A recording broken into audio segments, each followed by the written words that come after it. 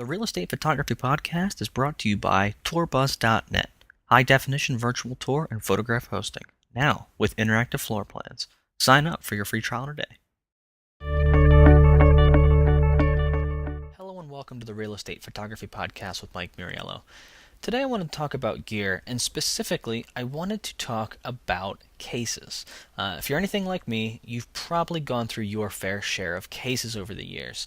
So you start off with a camera and a lens and maybe a flash, and that all fits really nicely in one little travel slingshot case. Well, your gear expands, then you have to buy a slightly larger case, and then it expands again, and before you know it, you've invested a few $100s in cases that you may not have a use for anymore because you have so much gear.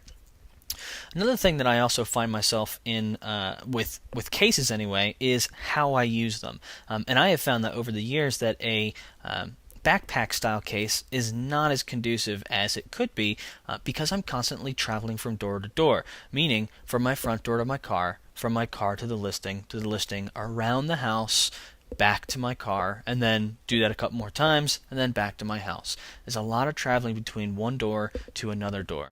There's a product on the market that I think is pretty obvious that is very, very good at traveling from one door to the other, and that is luggage. So this podcast is about showing you how to create your own custom case without spending all that money on a luggage case that you might grow out of. So basically, this is as rough as it gets. I had this piece of luggage laying around my house. Now, if you wanted to, you could go out and you could buy the piece of luggage. I imagine it would cost you $20-$30. Not that much money. Now, I should say up front, if you wanted to go out and if you go ahead and look out at the low pro versions of these, they're basically luggage cases, but for your camera gear, you'll be impressed with their dollar figure, and not in the good way. It costs a lot of money. So basically, I found this piece of luggage around in my house, like I said, and I liked it because the handle that goes up, that kind of extends, that you pull it from, is one of those good kinds that if you ever have to push it, it doesn't automatically go in. It has a couple of pockets in the front, and it's got a pretty deep base. Another positive, if I ever do need to travel with this on an airplane, it fits as a carry-on. Okay, so step one is have a piece of luggage. Next step is open it up. That's pretty obvious, but empty it out, open it up, make sure that it is right for you. What I did was I went out to a big box store retailer and I bought some memory foam. It's the cheapest memory foam you can get. And note, this is not not the sleeping bag type of foam. This is actually stuff that that holds its shape. It's very important that it contours and it holds its shape, and it's very, very soft. It was $40 for whatever size mattress it was, and whatever that size it fit this. So you cut it up, you cut off the edges, and you pop it in. And then you're going to do that again and add a second layer. That second layer is crucial. It is absolutely crucial for this sort of thing because you need that depth. You need that softness.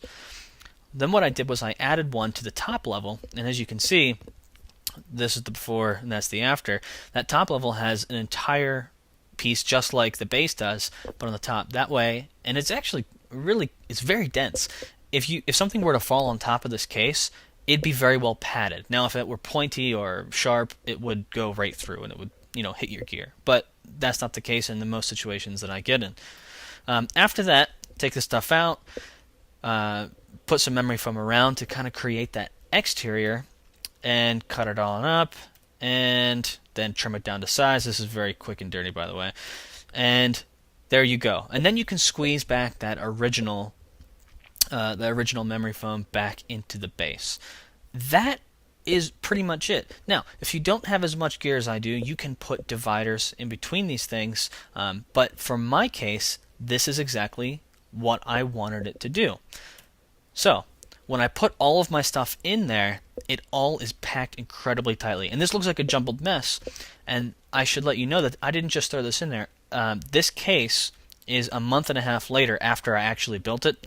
This is all of my gear right after a job that I've been using, like I said, for a month and a half. And all of it fits in incredibly tightly. It packs together. So when the heaviest objects are on the left, which is the base, when you stand it upright, all the heaviest stuff just continues to push down, and it's, like I said, very tight. If you didn't have all that stuff, you could always put dividers in there somehow. You could actually kind of engineer the memory foam to be another thing.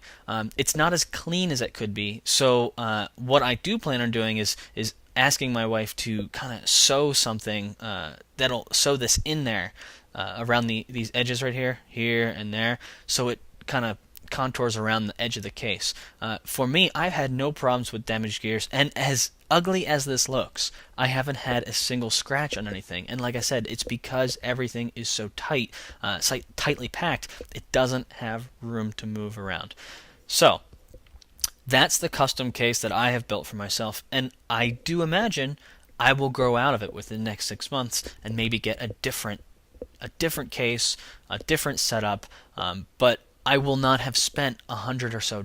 I only spent $40, and I happen to have the case around the house. So at most, I spent $60 to $70, as opposed to, well, go ahead and look online and you'll see the price of these things. All right, so that's it. Thanks a lot.